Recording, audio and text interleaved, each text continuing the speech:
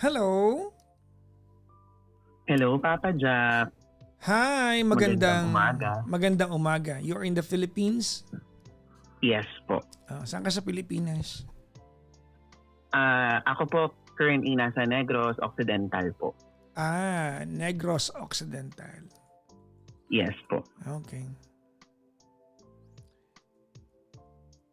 Diyan ka talaga? Before po, I was born and raised in Manila talaga. Tapos after po na namatay si Mama, nag-move in na lang ako sa Negros kasi lahat po ng kamag-anak namin nandito naman din po talaga. Kailan ka pa nandyan? 2018 po. So 8 Yes. taon na, no? Naka-adjust ka na ba dyan? Opo, medyo matagal-tagal na din. So, marunong na din po magsalita ng ng dialect po nila. Okay. Ano ba dialect dyan? Hiligaynon po. Hiligaynon. Ilonggo. Ilonggo. By the way, ilang taon ka na? I'm 29 years old po. And what do I call you? You can call me Riri na lang. R-I-R-I. Ganda Riri. Daan na lang natin sa screen name, Papa Jack. Hindi sa Ilocano, ang Riri ay gulo.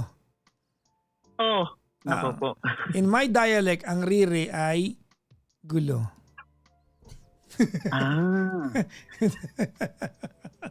Ako kasi parang Rihanna kasi yung inspiration ko sana.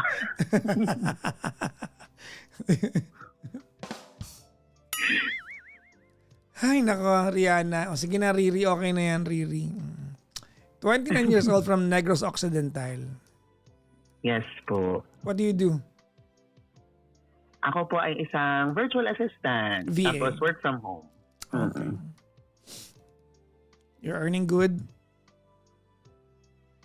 I think naman po medyo okay siya in this economy. Ikaw ba nagbabayad ng kuryente ninyo sa bahay? Ay nako po, talagang nagwewelga din po ako nung nalaman ko yung yung mga na yan, yung mga pinababayad na yan ng gobyerno. Nakakaloka. Anyways, sige. Okay, I'm assuming, sorry i-assume ko na you are a member of LGBTQ na. Yes po. Kasi, definitely proud member. Pangit naman kung Rihanna yung inspiration mo tapos, di ba? Medyo, I'm just trying to put two and two together, di ba? Yes po. Tama naman, tama naman. Parang yung kuya ko, di ba, pag sinabi sa akin, lalaki ako tol, pero wag ka, Taylor Swift pinapanood, di ba? Di ba alam mo ba yung hindi naman sa ka, di ba? Kaya lang, di ba may ba yung concert niya sa sinihan? Di ba yung di ba? Ilang beses niyang pinanood. Anyways, si Riri ay 29 from Negros. May love life? Wala po. Walang love life. Walang love life. Okay. Yes. Self-love. Self-love. Sige. Yes po. I think excuse na lang siya. Kasi wala talaga. Most of the time. Yes po. Sige, kwentuhan mo ko. So yung i-raise ko po sana sa inyo, Papa Jack, hindi naman siya like love life related or anything. Actually, family like problem siya. Kasi medyo lang po kasi, medyo parang, kasi sabi ko nga po, di ba, galing po ako Las Piñas. And then, nung namatay si Mama noong 2018, inask na ako ng elder sister, yung panganay po namin, na dito na lang dito tumira sa kanila. So ever since 2018, dito na po ako nakastay sa kanila. So ayun din po. So I'm very happy naman with their treatment, with their support. Hindi ko naman din po na feel na medyo others ako to think na hindi po kasi kami talaga isa ng father nung ate ko. So parang half siblings lang kaming dalawa. Okay. Tapos okay naman po, very happy with my mga pamangkin. Pero lately lang po kasi yung gusto ko po sanang erase is meron po kasi akong yung pamangkin ko pong panganay. nagkaroon po siya ng girlfriend. Tapos, yung girlfriend niya na po na yun, parang, nung una pa lang, nung parang naging sila, Papa Jack, parang nagkakaroon na siya ng parang behavioral issues kasi since nagkaroon Wait, sila ng, yung pamangkin mo, babae, lalaki? lalaki po. Okay. Anak to ng ate mo na Lalaki. nagsabi sa'yo umuwi ka ng Negros.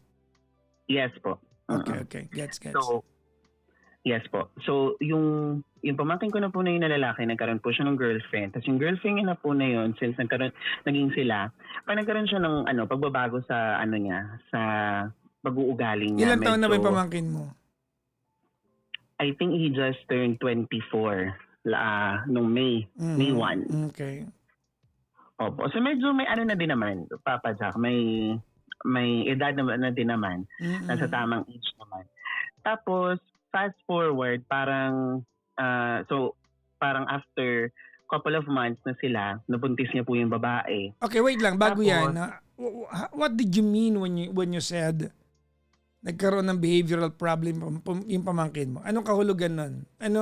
What's your basis to say that? Kasi po dati, syempre, nandito na din na po ako sa kanila since 2018. So, na-compare ko talaga yung attitude niya. Kasi po nung una, kapag inuutusan siya ng mga magulang niya, like meron pong kasi meron po silang business. So kapag inuutusan siya tumulong sa business, parang maluwag naman po sa dibdib niya, like sumusunod naman siya. Pero eventually, nung nagkaroon na siya ng girlfriend, parang medyo mainit na yung ulo niya kapag nauutusan siya, tapos sumasagot-sagot na siya kila ate, kila kuya, na very yung si ate po kasi saka si kuya, parang naman sila masyado silang maintindihin ng mga magulang, and hindi nga katulad ng pagpapalaki sa akin ni mama sa Manila, hindi talaga sila nakatikim ng kahit anong palo or what, puro lang verbal na klase po ng ng pagdidisiplina. So yun po, medyo sumasagot-sagot na siya. Tapos sa mga kapatid niya din po na notice ko, kasi before yung bunso po namin, parang niya yun priority niya kapag may pera po siya, binibilihan niya ng pasalubong. Tapos yung mga nakababata niyang kapatid ng mga babae, kapag kailangan magpa-service, like pupunta po sa mall, for example, or may bibilin sa grocery, siniservicean niya, siya yung nagdadrive ng tricycle. Tapos parang eventually po, tinatamad na siya, ang dami niya ng mga reasons. Pero kapag yung girlfriend niya po yung nag-aano sa kanya, nag-uutos sa kanya, like sabihin na pasundo sa ganito, sa ganyan, ang bilis niya po, kahit pa minsan ang layo, mas malayo pa nga yung pupuntahan niya kaysa sa mga parang ipinapakiusap sa kanya ng mga kapatid niya. So yun po, na-notice ko siya na nag-iiba yung ugali niya, tapos mainitin na yung ulo niya, tapos sumasagot-sagot na siya. Kaya po nasabi ko na parang since nagkaroon siya ng girlfriend, medyo nag-iba yung timpla po ng pag-uugali niya. So yun po. And then right after couple of months, yun nga, nabuntis niya yung girlfriend niya. And then kasi po yung niya, yung papa niya, si kuya, parang disciplinarian talaga siya. Parang sabi niya nga, kapag may nabuntis or nakapabuntis ng wala sa oras, i-evict na sa bahay ni kuya, kumbaga. Pero dahil nga anak din nila yun, hindi nila mapabayaan, instead, sinuportahan nila. So ngayon po, nandito sila sa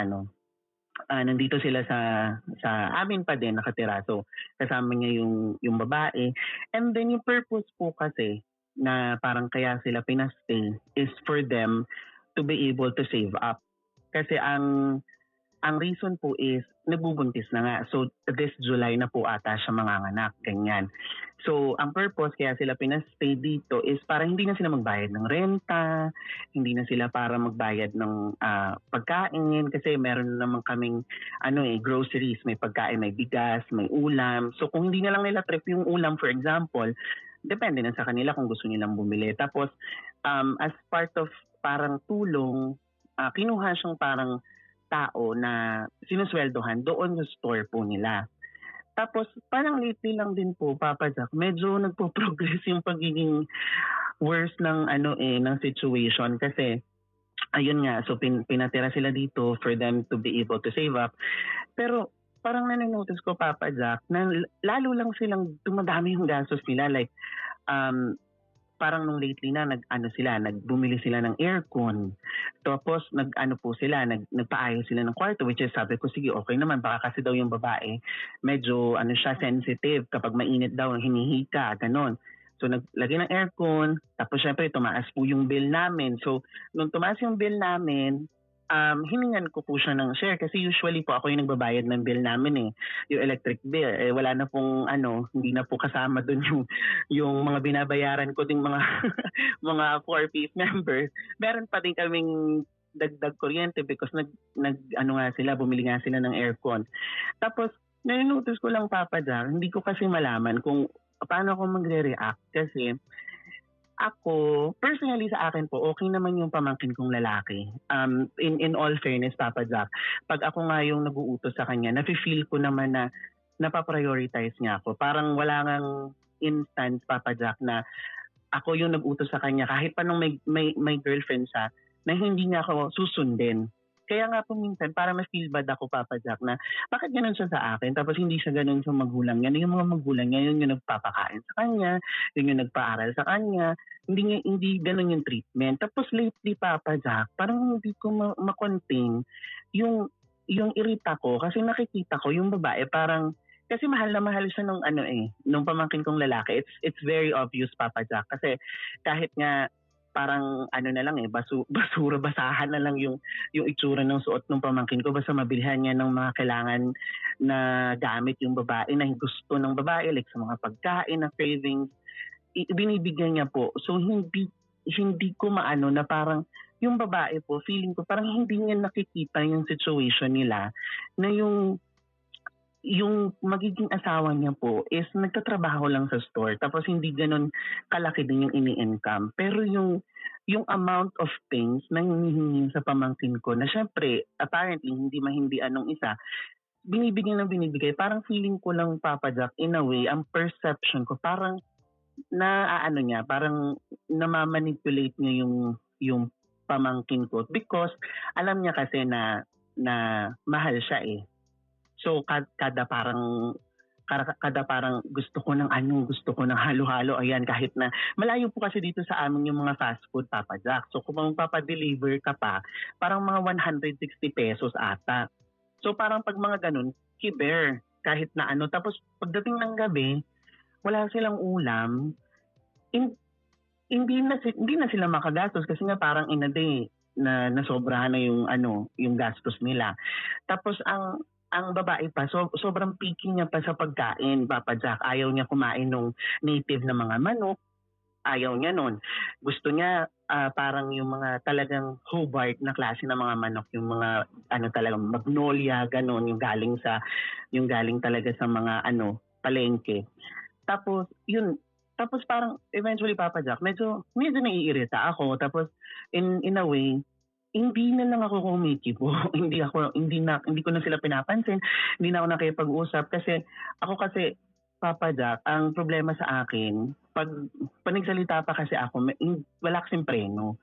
So ang parang parang mechanism ko para hindi na lang din mag-clash or mag-cause ng anything, tahimik na lang ako. Tapos kanina, kinausap ako ng ate ko na parang sinabi niya na nagrereklamo daw, parang nagsusumbong daw yung pamangkin ko na hindi na daw ako nakikipag-usap sa kanya, ganyan. Kasi kahit kumakain, hindi na ako umiimik, ganyan, sa lamesa. So, yun po, parang hindi ko alam, Papa Jack, kasi alam ko yung mga buntis, may mga cravings din talaga. Pero hindi ko lang din talaga maalis, Papa Jack, kasi kilala ko yung pamangkin ko ever since. Hindi yan ganun. Talagang feeling ko nagbago yung ugali niya. And parang feeling ko lang na-abuse yung generosity niya just because mahal na mahal siya ng pamangkin kong lalaki. So now, ang question ko, Papa Jack, is that how do I kasi ayaw ko mag-clash kami actually, Papa Jack, kasi alam ko mahal niya yung babae. So kapag kinausap ko yan ng kung ano yung na-perceive ko, baka pumagalit siya or mag-away kami. Yun, tapos in on the other hand naman, Papa Jack, hindi ko ma-contain yung inis ko. Parang naiinis ako sa babae na parang hindi ko trip na nakikita sila, parang gano'n. So, hindi ko lang alam, Papa Jack, kung paano ko siya parang i-address. Kasi sila ate ganun din, hindi din sila parang confrontational na mga tao. Marami nga silang marami nga silang tawag dito, reklamo on the side na hindi na lang din sinasabi at pinag-uusapan. So ako naman bilang, yun nga, feeling ko ako yung isa sa mga tao na parang pag kinausap siya, nakikinig siya, pag inutusan ko siya na sumusunod siya, parang paano ko kaya siya pwedeng i-approach in a way na hindi ko siya ma-offend or hindi ko mapipaint na parang bad picture or nasa bad light yung girlfriend niya na magiging asawa niya eventually. Kasi especially padating na yung anak nila. I think yun lang yung main concern ko, Papa Jack. Kasi time goes by, ayoko naman lumalim yung irita ko kasi baka mag-turn na siya into, something na na siya, parang bad blood na siya. Yun po. Okay. Ikaw ba hindi ka buntis? Hindi naman. I really hope so. Tinatanong ko lang. Someday. Oo, nako. Anyways, kaninong bahay yan? Kila ate po. Kila ate. Okay, bukas, kunin mo lahat ng damit mo, umalis ka dyan. Grabe naman yung I'm not kidding. I'm not kidding. I'm not kidding. Umalis ka dyan. Nakikitira ka. You cannot act as if you've got more rights than the son. That's number one. Number two, why do you paint the story as if the girl is the problem here? She's pregnant, for crying out loud. Yung pamangkin mo,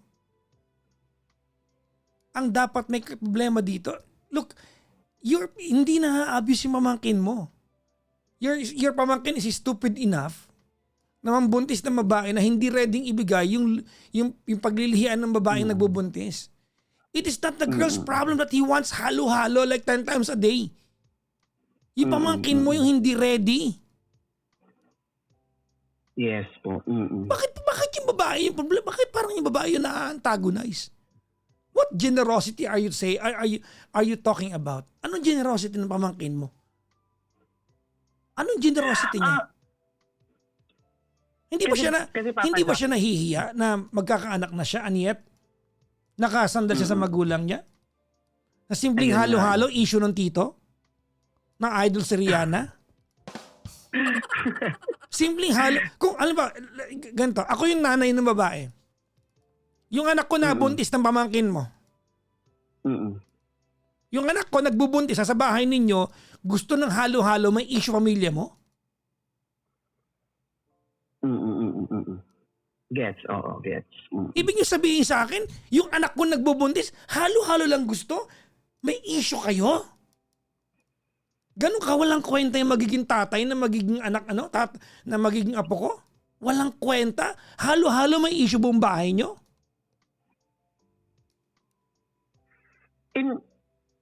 Hindi naman siya actually, Sumagot ka, Riri. Sumagot ka. Hindi. I mean, hindi naman sa like for me, I think that number one, correct, hindi ko naman siya personal issue, no? It's just that kasi sila ate kasi at saka si kuya and the whole family, Papa Jack, na pag-uusapan sa every time na halimbawa nasa lamesa kumakain, napag-uusapan siya. Tapos kasi nga sabi ko hindi sila confrontational na okay, ganito. Okay, wait. Let me stop you there. Nasabi mo na yan kanina. Okay, mamaya punta ka ng Netflix ha. Puntahan mo yung pelikula na The Bucket List. Okay, hindi yung kay Sarah ha, hindi yung Bucket. B-U-C-K-E-T. It was a movie by Jack Nicholson and Morgan Freeman. Panoorin mo yun. Okay? Yes po. Pero wag na lang, sabihin ko na lang siya kung bakit. Magpapagod ka pa. Hindi po. Sabi doon, there's a line there that's my favorite that says, Not because you know the story doesn't make you a part of it. I see. You are not a part of the problem. Bakit? Look, you are 29 years old. You don't have your own place. You live under the roof ng ate mo. You're not supposed to be living there. You're supposed to be living on your own. Kasi kaya mo naman. Yes po. Tapos may issue ka dun sa anak ng ate mo na mas may karapatan sa bahay more than you. Actually, Papa Jack, let me just say this na parang ang purpose ko kasi is for me to be able to parang gusto ko siya sanang maging way na makausap ko yung pamangkin ko. Kasi nga ang daming issues, Papa Jack, sa totoo lang na hindi nasasabi sa kanya sa harapan niya. Kasi Hindi mo problema. yung attitude niya. No. Not your problem. Not your problem. Okay po. Ikaw, tsaka yung asawa ng pamangkin mo, asawa na lang kasi magkasama na sila. Di ba? Between you at tsaka yung asawa ng pamangkin mo, mas may karapatan yun kumpara sa'yo. Loko, one day, pag nagpakasal na yan, ikaw pala lalayasin yan. Makulit ka, akla. Sige. Sige. Gumanyan ka. One day ikaw pala. Totoo nga. Asawa nung anak yan eh. I mean, it's their problem. I know that, alam mo, ganito yan. Nagigets ko yung, nire-real talk lang naman kita. Pero hindi naman sa hindi ko naiintindihan. No? I mean, sige, ganito. Not to be emotional about it. They're the only family you've got left. I get that. I get that. I get that. No, your faith is so intertwined with their lives. I get that. Tama? Diba? Yes po. But comes along the setup is the reality that you're still that you're still enjoying a favor of them letting you live under the roof. One day you'll have to move out. At baka eto na nga yun. Umuwi ka ng Bunan ng Las Piñas. Or maybe mag-rent ka ng sarili mong bahay. I mean, I'm just saying. Alam, wag tayong maglokohan, Riri. Alam naman natin na one day it will come down to that. Yes po. Okay, now, if that's not an option, of course, magkapatid ka, sabihin ng ate mo, ba't ka alis? Di ba, saan ka pupunta, di ba? If living yung bahay ng ate mo is not an option, then you have to learn how to disassociate yourself from the problem that's not yours. Okay? So repeat after me. Disassociate. Bakit para masosyal pag ikaw nagsabi? Ba't parang ba't ako parang hindi social? Because I want you to remember the word disassociate. Yes po. Apo. Say it again. Disassociate. Ay, sumabit siya. Ang daming H. Associate. Yes! Naganti na ako. Clara, naganti na ako sa'yo. I want you, because, di ba? Because I want you to disassociate from the problem that's not yours. Alam ko naiirita ka. Because that house is already your abode. Yan na yung domicile mo eh. Tama? Kumbaga, diyan ka na komportable. But the reality remains, it is not your place. Yung anak ang mas may karapatan sa'yo. So wala kang pwedeng ireklamo sa anak. You cannot say na may attitude problem yung may-ari ng bahay kasi ikaw yung nakikitira. Now, kasi alam mo, ang ending nito, Riri, no? May stress ka. Tinamag mo sa akin, nai-stress ka. Tama? Opo. Ako yung nai-stress diba? As if you have the capacity to, as if it's within your capacity to solve this. Hindi rin naman. Sabagay. Yes po, may point. Gagawa ka lang dahilan para mabusit sa'yo yung pamangkin mo, magmamarunong ka pa dyan. Diba? Loko, Yes baka po. mamaya Tama baka ma-delay yung regla mo kasi diba pag stress na-delay regla? Alam mo na. Sabagay naman, Papa Jack. I think Yun ang problema ko lang yung mga bagay na dapat hindi ko naman problemahin in the first place. Pero siguro it's outlet lang din siguro para makapaglabas ng, kumbaga, irita in a way. Hindi, mahal mo lang yung bahay na yan. Yun lang yun. Oo. Mahal mo lang sila kasi pamilya nga naman. Tama, di ba? At saka parang kasing feeling ko, Papa Jack, parang medyo na-disturb lang yung Kasi meron kaming certain na parang relationship nung una. So, parang na-disturb lang yung surface. Tapos parang feeling ko parang ang gulo, parang ang messy, ganon. Riri, people change and people grow old. Anong palagay mo? Forever maliit yung mamangkin mo? Loko-loko ka ba? Hindi, at saka, kasi Papa Jack, in all fairness, nung pagdating ko dito, talagang as in mga bagets pa. Siguro nung lumalaki, ayun nga, siguro a reality I have to accept eventually. Kahit ng mga babae. Oo. Exactly. Di ba lumalaki sila? They will have to make their own choices in life. They are now their own persons. At saka kasi Papa Jack, ang isa pa po siguro, sa Maynila kasi ako lang isang anak doon ni Mama. So lumaki ako, wala talagang kapatid. So wala kami mga kamag-anakan. So siguro medyo parang may some sort of like parang attachment sa mga pamangkin ko ngayon. Oo.